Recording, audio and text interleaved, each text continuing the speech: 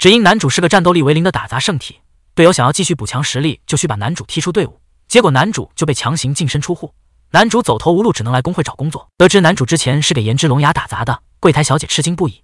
只因前不久对方就已经成为了 SS 级队伍，在被告知之前的打杂履历可以为他加分不少。男主不仅不生气，反而觉得前队友很了不起。柜台小姐表示，附近小镇正在招募给城墙刷水泥的小工，负责人见男主瘦胳膊瘦腿的，奈何当前人手严重不足，只能勉为其难收下男主。男主要做的工作很简单，就是搅拌水泥之后修补城墙。男主意外，只因往水泥中注入魔力可以增加强度，但负责人却没有说这一步，并只给男主2个半小时。男主还以为注入魔力是常识，2个半小时之后，负责人当场震惊，男主一个人就把所有的水泥用完不说，还均匀粉刷了西墙的1/3。于是好奇男主是怎么做到的。负责人知道捡到宝，问男主可以在这里工作多久。男主希望干1周，负责人很满意，今天只能先给部分报酬，剩下的会直接汇到工会。谁知3天后，男主就已经完成了2面城墙的工作。这下负责人遭不住，只能将男主劝退。只因这次的修补工作其实是扶贫政策，男主继续留下只会让其他人无工可做。男人认为男主的技术等级是 SSS， 要工作也是去王兜才对。男主还以为对方只是为了赶他走，才给他灌迷魂汤和钱。得知男主被解雇，柜台小姐也无可奈何。此时一旁尤利和员工出现争执，尤利想雇矿工开采未经测量的矿山，还不提前支付酬劳，只因他1周内不付税金的话，就会失去矿山的所有权。男主见状毛遂自荐，尤利无奈只能死马当活马医。谁知男主前脚刚走，柜台就收到要给男主修复城墙的酬劳，却没想到竟是200金币。此时男主被带到山上的营地，却发现只有一顶帐篷，晚上他要跟尤利一起睡。男主慌了，もしかしてものすごい寝相が悪いとか？そうじゃなくて、ユーリシアさんのような可愛らしい女性と一緒のテントで寝るなんて。尤利无语，他10岁就开始当冒险者，还从没被人说过可爱。说罢丢给男主一个烤土豆，男主开心不已，还从未有人为他做过食物。当晚男主实在无法静心入睡，回头一看对方几乎一丝不挂，男主担心坏事，只好离开帐篷。殊不知对方就是故意用这种方式测试男主会不会趁机搞夜袭。次日尤利意外发现自己的衣服不知何时被缝好，认为男主肯定是找错了工作，尤利必须在1周之内赚到10金币，却又没有想好该从哪里挖矿。男主提醒随便挖是挖不到矿石的，随后在他的帮助下很快就找到一堆的水晶。当天尤利就带着魔法水晶出去卖钱，男主还有事所以留下来守家。尤利来到玉都找到老熟人收购，紫毛见魔法水晶光芒暗淡，一枚最多10银币，可很快紫毛就发现不对劲，于是立刻拿进房间检查，转眼紫毛就开价10金币。只因水晶蕴含的魔力是普通的10倍，亮度低也只是做了特殊处理防止魔力外泄。紫毛全款拿下，并提出2个要求，以后这种魔法水晶只能卖给他，并且他要知道是谁制作的。尤利却不想未经男主允许就贸然泄露信息。ユーリシアちゃん、これは命令だよ。名誉伯爵相当の地位を持つ宮廷魔術師の立場からの。最终紫毛没打算用强，只是以朋友立场希望尤利要竭力留住男主。而等尤利回到山上，再次被惊到了，只因男主只用1晚就盖了一间房子。男主得知有人要他去当研究所所长，还有贵族待遇，想也没想就拒绝了。只因他自知没有管理的才能，本以为尤利卖掉的魔法结晶足以支付税金，但尤利受之有愧，只拿了1个金币当手续费。男主见状答应会继续挖矿，他已经睡了6个小时休息好了。让尤利不可置信的是，自己花了半天才挖到价值3金的矿石，男主却直接挖出一条矿道。虽然尤利早有预料，但男主的进度还是超过他想象的3倍。男主表示这里都是叫做秘银的没用石头，殊不知秘银可比黄金钻石还要贵好多倍。尤利不解，连秘银都被当作垃圾，那他到底想要挖什么？男主表示是叫做震惊的矿石。尤利震惊，那可是传说级材料。男主表示往地底挖10公里就能挖到。尤利再次傻眼。此时尤利被身后的亮光吸引，回头一看，他是彻底服了。原来男主竟然直接挖通了整座山脉。结束挖矿，男主在城镇遇到了之前的队友斥候。之前红毛因为不满餐厅的味道吃霸王餐，要斥候把男主强行抓回来做饭。斥候答应，却偷走了红毛的传送结晶。刚一离开守卫，就追到了红毛。不出意外，他会被逮捕入狱。正好法师也被叫回召回，这下 SS 队伍彻底完蛋。但斥候选择保密不说，谎称自己也被踢出了队伍，只因不想连累男主也被监视。见男主还是红毛为偶像，斥候并不意外，毕竟红毛是掩饰男主的优秀伪装。妹子表示正好认识的工坊需要人手，男主见状答应前去帮忙。谁知开门的却是工坊主的助手精灵娘。见终于有帮手，精灵娘很高兴，立刻就拉着男主进屋。不料屋内却是臭气熏天。男主无奈，原来是让他做家务，但他很快就释然了，毕竟以自己的事很快就被叫走。男主却只用半个小时就让厨房焕然一新。本想继续找点事做的他，却又意外撞见一位少女的换衣现场。男主注意到对方的身上有诅咒的痕迹，在获得少女的同意之下，男主检查发现诅咒的侵蚀已经到了少女感觉不到疼痛的地步，所幸少女肚子咕咕叫，似乎还有食欲。男主立刻回到厨房给她做吃的。另一边，紫毛直接开价8万金币。两个妹子都对男主的逆天表现无话可说，又是密营又是震惊的。得知男主之前在炎龙之崖待过，紫毛听说队长已经被捕入狱，关于如何处理男主就成了问题。尤利建议让男主成为攻防主，至少这样能掌握他的动向。另一边，大雷攻防主奥菲利亚终于露面，得知男主见过被诅咒的少女，奥菲利亚要求男主要对外保密。说罢便支付了酬劳，让他明天再来。事后，奥菲利亚打算先帮少女试毒，但少女却认为没有这个必要。她的直觉告诉她男主不是坏人。谁知少女刚吃了男主做的东西，整个人便瞬间摔倒在地。やはり毒だったか。大丈夫です。大丈夫ってリーゼ、そんなに汗をかいて。治りました。奥菲利亚不可置信，此时少女身上的诅咒已经完全消失。事后两人前来寻求米米可的帮助，米米可毫不客气把尤利也拖下水。随着少女露出面容，两人迅速下跪致意。只因被诅咒的少女竟是王国的公主殿下，他们听说公主正在疗养，没想到竟然是被下了强大诅咒。公主开心都是因为一位叫科尔特的先生，他才能恢复。两个妹子猛，那不就是男主吗？关于有能力给公主下咒的元凶，米米可给出了3个最有嫌疑的对象，分别是王国第1将军、教会主教以及第3王妃。但要精准判断谁是凶手却难上加难，因此必须设下圈套引对方上钩。正好公主刚刚成年，接下来1年需要离开王宫修行。奥菲利亚打算虚构一个不存在的攻防主，这样谁越积极搜查情报，谁的嫌疑就越高。关键是需要准备好这方面的实际。正好尤利身上有男主制造的顶级魔法结晶，就连奥菲利亚看了都说好。与此同时，男主正好遇到缺班运功的冒险者小队，男主毛遂自荐，却遭到对方婉拒。毕竟他们的目标是重达200公斤的钢铁魔像。男主见状当场证明实力，于是男主成功获得本次的就业机会。而他们此次的目的地是在一处遗迹内，却不料半路男主竟然拿一只史莱姆都没办法，本想用匕首攻击史莱姆核心，结果却砸到腿。要不是妹子及时出手，男主就记了。然而让他意外的是，其他人并没有因此责怪，这让男主很不可思议。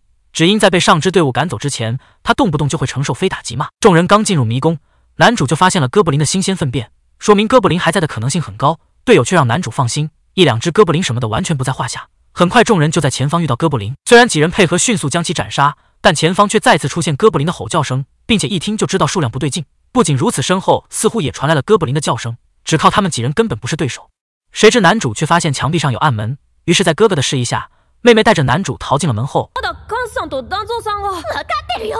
只因一边逃离一边寻找出口根本不可能，所以2位老哥打算为他们争取逃跑时间。可让妹妹没想到的是，当照亮之后，眼前出现了几头钢铁巨龙魔像。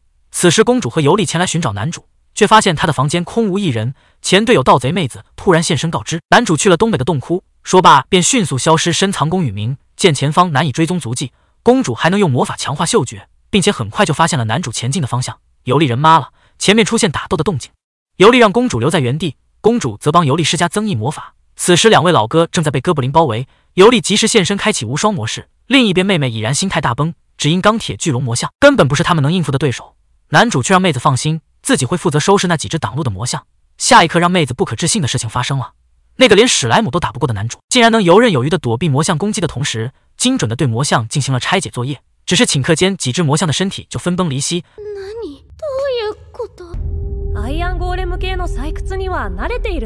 此时尤利也终于赶到密室，男主连忙拜托尤利救人，殊不知那2位老哥都还活着。事后尤利表示要建立一个新工房，因此希望男主能跟他一起工作。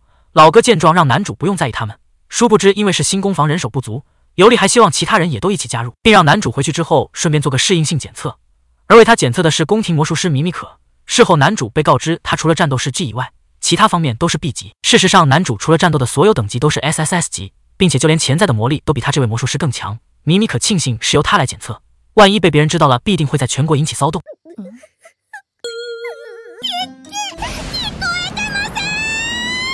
尤利表示这片巨大空地就是攻防的根据地，并将修建工作全都交给男主。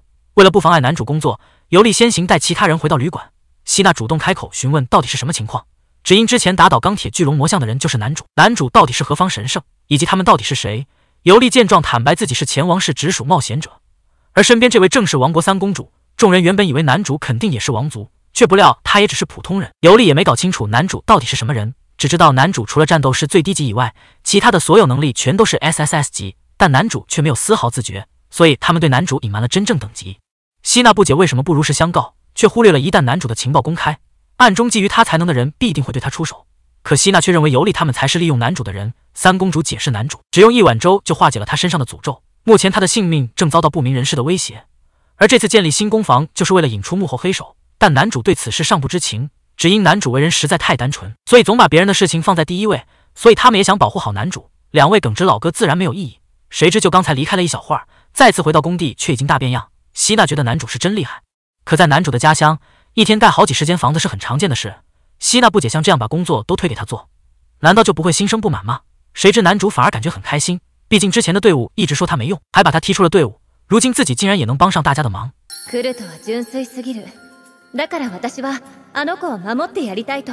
希娜此刻总算理解了尤利的话。与此同时，另一边在男主身边晃悠的前盗贼队友，此刻化身情报贩子。原来他们那位有事请假的队友，其实是个专门潜入搞垮別人队伍的人渣。一开始接取洞窟任务就是为了搞垮他们，只是对方没想到，他们不仅没死，反而成为了三公主的人。大儲けできるって寸法にござるな。第三王女の功績に泥を塗ってほしい依頼人なんて探せばいくらでもいる。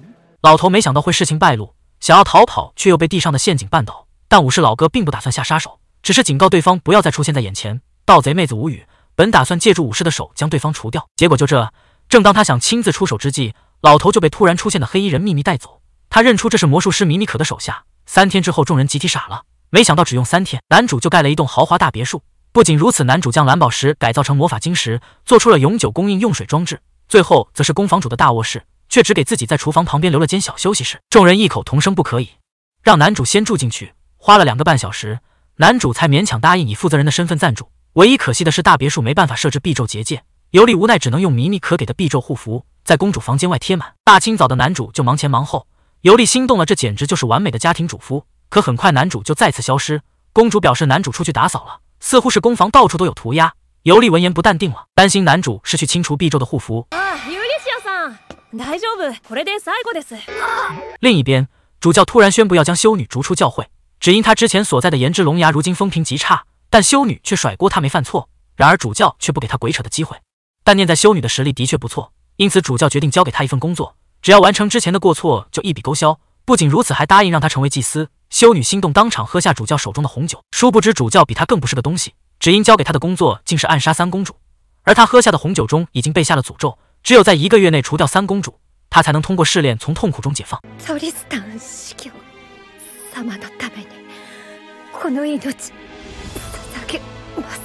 没想到主教竟然与恶魔领主定下契约。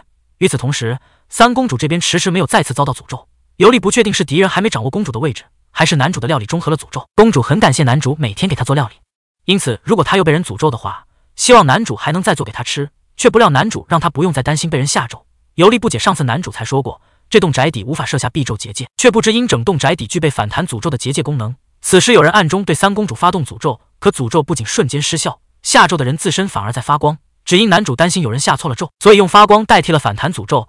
尤利闻言立刻离开通知米米可，男主则邀请公主出去买东西。他发现自从公主来到这里就没出过门，公主异动却无奈只能婉拒。另一边，尤利三人很快找到在发光的尸体，他们猜到幕后之人担心暴露才杀人灭口。当晚就有不死族来袭，很快米米可就收到报告，大量的骷髅兵被西面的墙壁吞噬消失。尤利想起西面墙壁是男主修补的，或许此事也跟男主有关。然而恶魔领主却丝毫不慌，第一批部队失败了，还有第二、第三批，只要修女还有魔力就能不停召唤。修女哪里不知道自己被骗了？尤利收到情报，不死族的源头是西边遗迹，但不死族数量太多，不能贸然出手。得知西面墙壁能净化魔物，让骑士很震惊。男主却一脸淡定表示，这种事在他的村子都是基本操作。可即便如此，一旦不死族从另外的方向袭击的话，他们依旧没办法招架。因此尤利打算去解决源头。男主想去却被拒绝，尤利让他一定要留在公主身边。随后尤利取走男主制作的顶级魔法结晶，众人和骑士团兵分两路。此时看着门外还有大量的不死族聚集，尤利只是扔出一块魔法结晶，结果伴随着一阵强光出现，再次睁眼不死族就被清理一空。男主垂头丧气，战斗上无法帮忙，那就只能专注打铁锻造兵器。可男主却从他制作的刀上看出迟疑与困惑，因此认定此刀是失败品。随后公主现身，看到男主手上的小刀，感觉很漂亮。男主见他喜欢就直接相送。看着公主的笑颜，男主认为他只是在勉强自己笑着接受。男主点破他是不是被什么人盯上了，公主闻言瞬间变脸，没想到还是被男主发现了。他道歉，因为自己给大家带来了麻烦。现在他们谈话期间，尤利正在西边的遗迹赌上性命战斗。男主突然想到之前红毛就在西边的遗迹涂鸦，到此一游，也就是对涂鸦狂魔来说，那里就是最棒的涂鸦地点。于是天真以为盯上公主的就是涂鸦狂魔，而尤利是为了驱除涂鸦鬼才去的那边。公主和男主一样不想只能干等，于是男主提议跟过去。殊不知与此同时，眼看着不死族源源不断出现，尤利联合骑士团长前往召唤不死族的源头，然而终究是乱拳打死老师傅，很快两人就被不死族团团围住。关键时刻受雇的冒险者及时现身支援，妹妹成功发现不死族就是来自前方的建筑，所幸尤利身上还有男主制造的魔法结晶，只要将其破坏，周围的不死族就能全部清空。与此同时，被当作充电宝的修女能清晰感觉到力量不断被吸走，再继续下去她就会彻底死亡。恶魔领主注意到外界的人类竟然靠魔法结晶批量消灭不死族，于是决定亲自现身招待。尤利见状毫不犹豫打碎结晶，却不料领主竟然毫发无伤，只因他目前拥有无限生命。趁着恶魔领主不在，修女想要进行自救，只要能消除地上的魔法阵，她就能活。恶魔领主是会搞人心态的，故意给他们看外界的情况，不论是伙伴还是城镇，都已经被不死族围了个水泄不通。见团长表示他的手下从不会向恶魔屈服，恶魔领主表示要屠尽所有骑士，再把公主从城镇拖到这里，让他们亲眼看着公主被撕成碎片。尤利陷入了一阵迷茫，不知该如何是好。恶魔领主是个变态，就喜欢看人类陷入绝望的模样。然而同样陷入绝望的还有修女，她发现自己根本没有自救的力量。此时她因为诅咒的原因，饥肠辘辘的她好想吃东西，想着哪怕是男主的料理也好，却不料突然地下传来男主的声音。男主竟然直接从城镇朝着遗迹挖了一条地道，并意外修女怎么也在这里。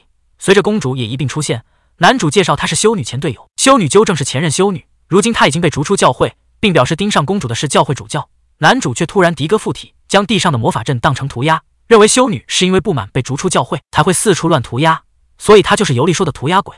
男主的奇怪脑洞把修女都整不会了。得知尤利应该就在上层，公主主动提出亲自去找尤利，男主就负责帮忙清理涂鸦，反正他有男主送的武器保护自己。修女人都傻了，见男主真的打算清理魔法阵，修女只觉得他太过愚蠢，这可不是一擦就会消失的东西。谁知下一刻就被光速打脸，随着魔法阵被破坏，立刻就被上面的恶魔领主发现，再次面对攻击也不得不进行躲避。眼看领主身上的伤势没有复原，尤利立刻打算使用魔法结晶，却被领主出手将结晶打飞。领主不玩了，打算来真的，谁知公主竟然突然出现在眼前。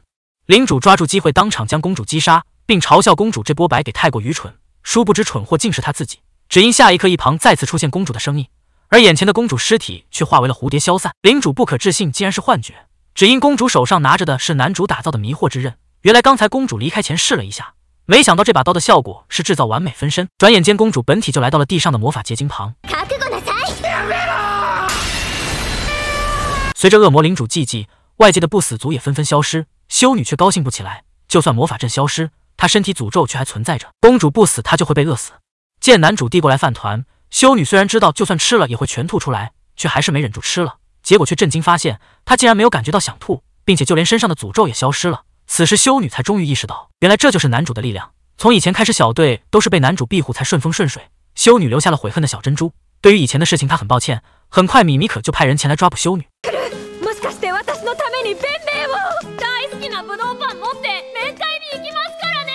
几天后，尤利前去处理村庄水源匮乏的问题。根据地图来看，在隔壁村子有着巨大的蓄水池，老头表示多次跟对方沟通，他们都没有做出回应。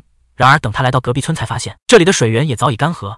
这时两个村民慌忙地跑了过来，说山上出现了水源。等尤利赶到时，只见兄妹两人目瞪口呆地看着眼前的湖泊。尤利很是奇怪，明明附近的水源已经全部干涸，为何在山上会有一片水池？两人表示刚刚这里还没水。这时男主跑了过来，原来是管理鸟的老爷爷扭伤腰，他们来帮忙照顾鸟群。男主见水鸟很渴的样子，就从地下水脉打了水上来。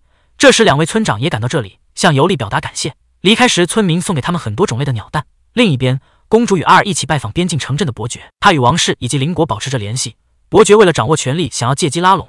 心知肚明的公主本不想被他得逞，不料对方为了套出宫房主的信息，想将新的宫房主立为城镇的太守。一旦任命太守，宫房主就必定要露面。公主本想拒绝，不知情的阿尔果断认可了伯爵的说辞。还不等公主再次做出回应，对方又给她使出了激将法。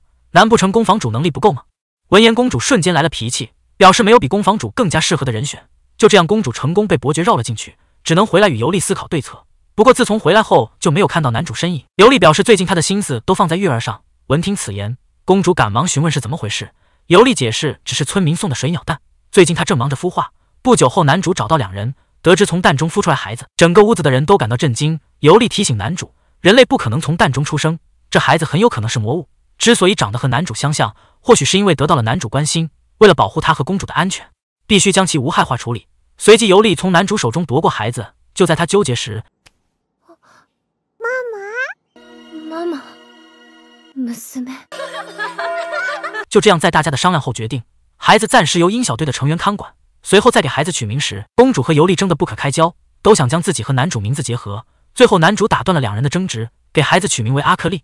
晚上，尤利陪伴阿克利睡觉时，传唤幻影的人前来，让他将阿克利的头发和唾液交给米米可，希望弄清他的来历。次日，男主为阿克利打造了一间儿童房，不同的是，这间房屋没有窗户，从里面无法打开门锁。虽说让男主打造这样的房间很过意不去，但也是以防万一。随后，两人跟阿克利告别，一起外出处理工作。就在这时，两人听到马车中传来阿克利的声音，本以为是产生了错觉，不料当男主打开门时，阿克利安静地坐在车中，表示自己是跳过来的。男主猜测可能是房间有漏洞，现在工坊里的人一定很担心。这时他们身后出现了幻影的人，打了招呼后立刻换上便装。见状，尤利让他带话回去给工坊的人。随后两人准备继续出发，突然一个老头出现，胡言乱语，说要他们打倒魔王，把尤利整不会了。这时老头的儿媳出现，原来老头有些老年痴呆。逢人就说这种奇怪的话，见两人带着一个孩子，还以为他们是感情要好的夫妻。此话一出，两人顿感惊讶。至于女人的委托，是最近牧场里的猪猪不肯进食，经过男主查看，推测是因为气温太高，调配一些去暑的饲料就好了。就在男主给猪猪们喂食时，一只飞龙出现，朝男主的方向飞过去。尤利赶忙掏出武器想去保护两人，却被男主阻止。只见飞龙落在了饲料盆前，大快朵颐。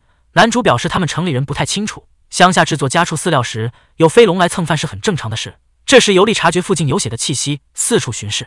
只见一个幻影躺在地上，接着男主便听到附近传来刀剑相撞的声音，跟着声音的方向前往。只见尤利正和某人交手，还要求他们把孩子交出来。尤利让男主带着阿克利离开，还不等男主回答，飞龙就叼起他离开了这里。随后尤利与对方交战，很快尤利被击倒。尤利站起身，好奇他要求交出的孩子是指飞龙幼崽还是阿克利，对方并没有回答他的问题，冲向尤利将他的武器打落，一爪击中他的腹部。他上前查看时，尤利扔出一颗晶石，巨大的爆炸使得土地被掀起。本以为事情已经结束，不料人从地上爬了出来，头部还出现了两只脚。尤利没想到此人竟是魔族，明明近100年来都未曾在人类领地露面，为何会出现在这里？同时魔人也很意外，自己居然会受这么重的伤，怪不得他们能够击败恶魔领主。此话让尤利意识到，早在城镇遭受攻击时，他就已经开始监视这一切。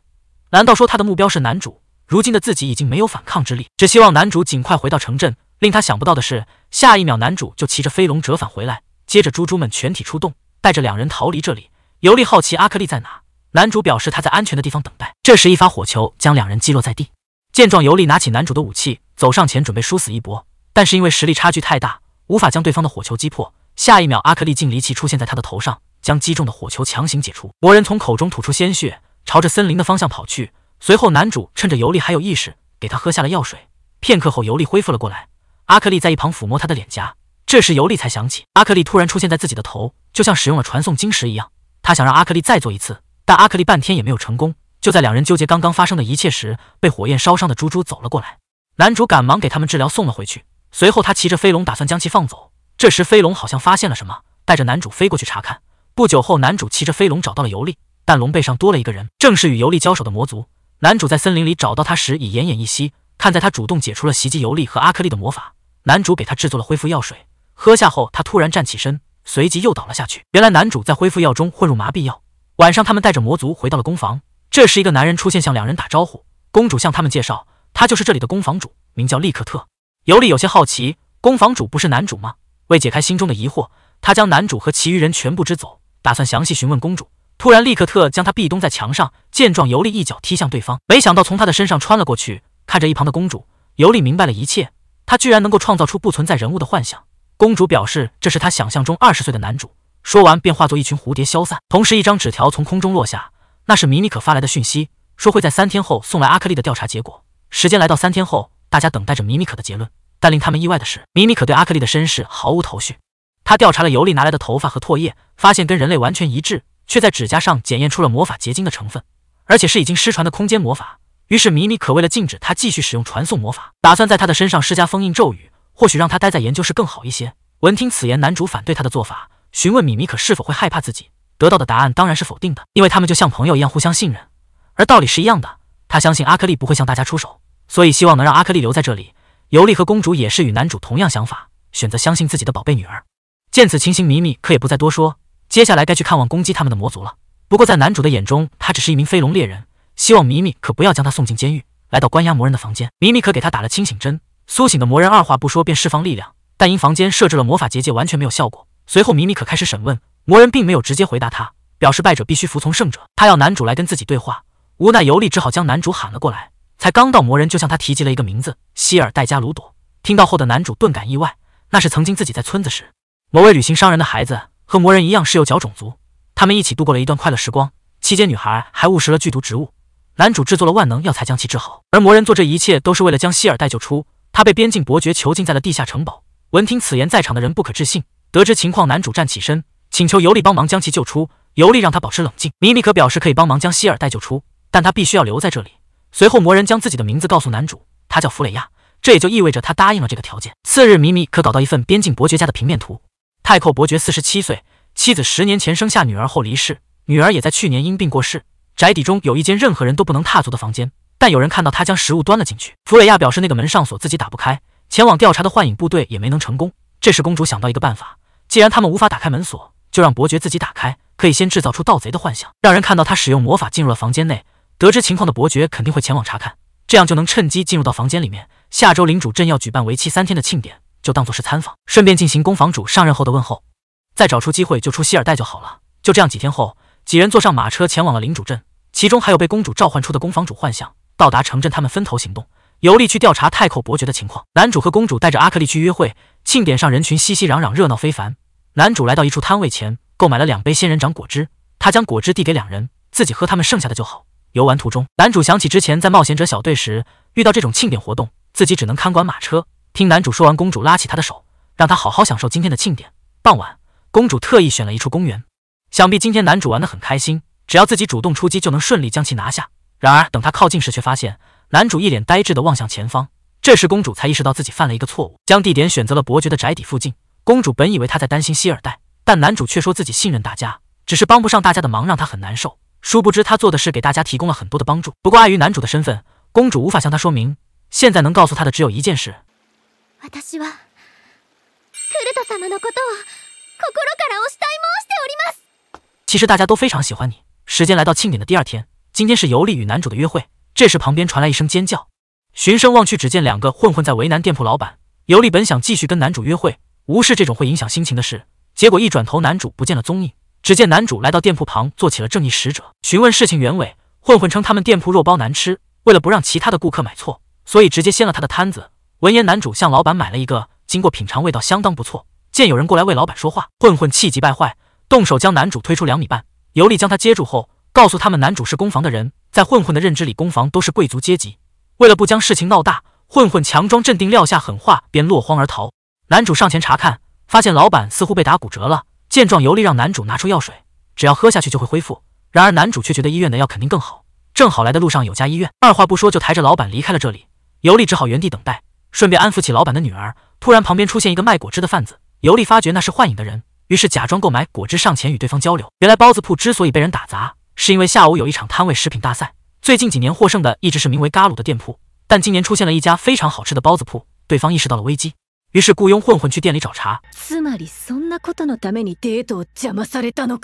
不久后，男主回到店里，因为老板的情况比较严重，暂时无法回来。尤利已经预知到了接下来的发展，在男主的恳求下，尤利答应他接管了店铺的生意。此刻他异常的气愤，都怪那个嘎鲁店铺破坏自己的约会。随后男主拜托尤利去街上购买食材，顺便找一把铁铲，他要在这期间进行挖掘。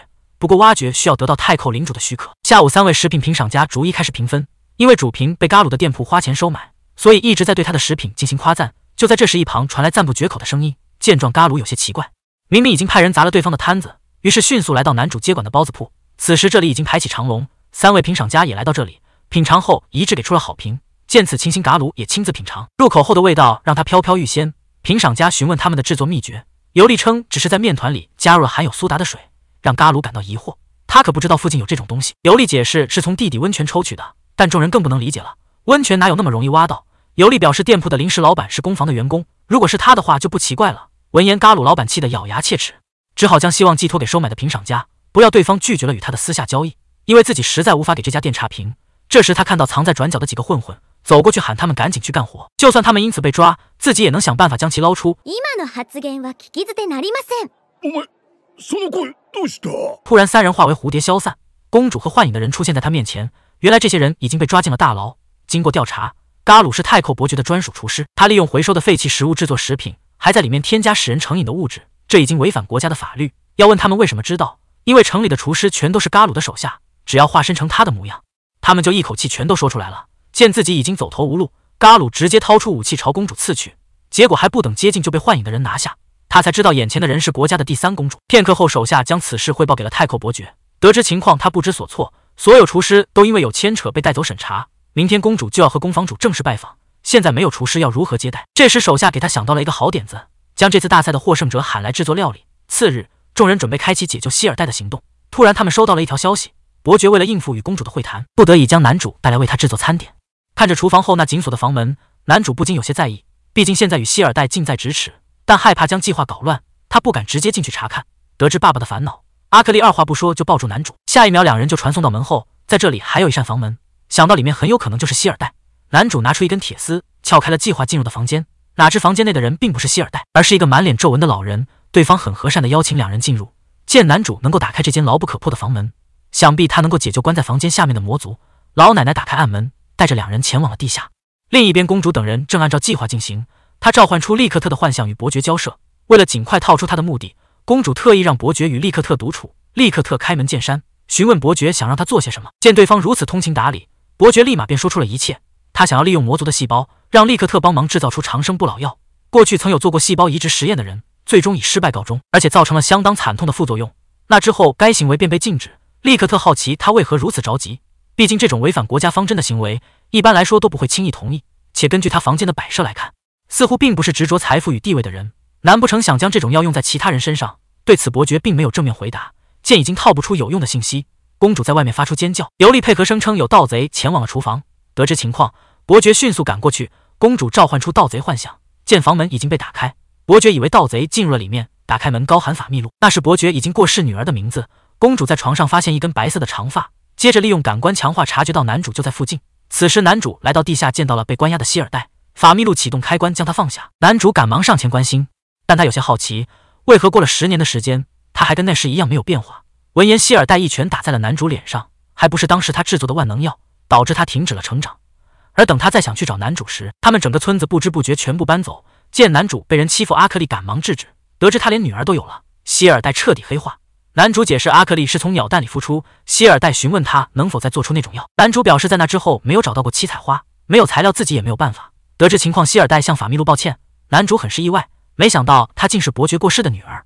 法密路解释那是伯爵对外的说辞，不过既然男主有着制作长生药的才能，想必他也理解自己衰老的原因。殊不知男主完全不明白，随即男主开启了脑洞风暴。恰巧此时伯爵也赶到这里，见女儿没出意外才安心。伯爵误把男主当作盗贼，还不等问清楚，男主便对伯爵一顿讲道理，讲述他在脑海中自行编写的真相。伯爵对女儿的成长感到悲伤，无法忍受女儿成长的他，甚至对外谎称女儿病逝。因为法密路对他的行为感到痛心，所以才叛逆地喝下了变成老人的药。而他之所以抓走希尔代，就是为了让他取代自己的女儿。而这一切都因伯爵是一个萝莉控。听着男主编出的离谱故事，希尔代实在受不了了，用魔法封住了男主的嘴巴。为了阻止父亲召唤恶魔，使无辜者免受无妄之灾，法密路化身大孝女，拜托希尔代将父亲杀掉。没想到伯爵刚跑出密室，就迎面撞上了赶来的公主和尤利。希尔代也从暗室走出，刚碰面他就和公主针锋相对。见状，尤利当起和事佬，拿出武器指向伯爵，准备将他杀掉。毕竟以他拯救女儿的决心，早晚有一天会真的召唤出恶魔。然而就在他要动手时，法密路突然出现，希尔代难以置信，没想到他竟恢复成了少女的模样。原来是他吃了男主带来的包子，身上的诅咒就莫名其妙的消失了。伯爵了却心愿，向公主请罪。看在他没有造成恶劣后果，公主惩罚伯爵以后要竭尽所能为攻防出力。话音刚落，一个黑衣人突然出现，而他正是这一切的背后操纵者。他给法密路施加诅咒，将希尔代抓给伯爵，并传授召唤恶魔的方法。本以为魔族会因此大举进攻人类，哪知希尔代提前告诫过同伴，即便他出事也不能与人类开战。得知他便是罪魁祸首，伯爵愤怒朝他挥拳，尤利拿出武器紧随其后。本以为两人不可能破开他的防御，没想到被男主手搓的武器轻松击碎。察觉尤利手中的是圣剑，操纵者决定暂避锋芒，随手将一瓶药水洒在魔法阵中。下一秒魔法阵发动，恶魔领主再次被召唤。因为恶魔是凭借精神存活，所以可以被无限的召唤复活。众人刚准备动手，就被恶魔击中，失去行动力。就在大家不知所措时，男主带着阿克利从暗室走出，看到眼前的一幕很是惊讶。他好久没有见过恶魔领主，没想到他们到现在还没有灭绝。闻听此言，恶魔恼羞成怒，当即朝男主射出火球。